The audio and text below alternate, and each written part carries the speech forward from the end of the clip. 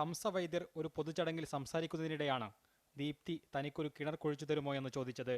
ആ ചോദ്യത്തിനുള്ള ഉത്തരമാണ് കഴിഞ്ഞ ദിവസം ചോറോട്ടിലുള്ള ദീപ്തിയുടെ വീട്ടിൽ യാഥാർത്ഥ്യമായത്. സിനിമാ താരം ദേവൻ കിണർ ദീപ്തിക്കു സമർപ്പിച്ചു. അടുത്ത വീട്ടിൽ നിന്നായിരുന്നു വെള്ളം കൊണ്ടുവരല്. അടുത്ത വീട്ടിൽ വെച്ചാൽ അച്ഛൻ്റെ തറവാടായിരുന്നത്.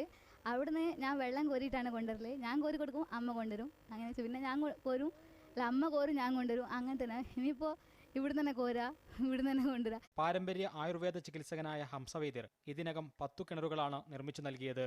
കിണർ നിർമ്മിക്കാൻ സാമ്പത്തിക പ്രയാസം നേരിടുന്നവരെ കണ്ടെത്തി ഹംസ വൈദ്യർ സഹായവുമായി എത്തും. വെള്ളം എന്ന് പറയുന്നത് ഒരു അമൂല്യ വസ്തുവാണ്. ജീവജലം സർവമയം എന്ന് പറയുന്നതായിരിക്കും നന്നായിരിക്കുക. എല്ലാ സ്ഥലത്തും വെള്ളം ഉണ്ടാവണം, എല്ലാ ജീവജാലങ്ങൾക്കും ഉണ്ടാവണം. ജനങ്ങളോട് പറയാനുള്ളത് ഇതുപോലുള്ള കാര്യങ്ങൾ നിങ്ങളുടെ ജീവിതത്തിൽ നിങ്ങൾ ചെയ്യും. വടകര നിയോജക മണ്ഡലത്തിലെ എല്ലാ പഞ്ചായത്തിലും ഓരോ കിണർ നിർമ്മിച്ചു നൽകുന്ന പദ്ധതി ജലതരംഗം എന്നു പേരിട്ട് നടപ്പാക്കുകയാണ് ഹംസ വൈദ്യർ. മീഡിയ 1 കോഴിക്കോട്.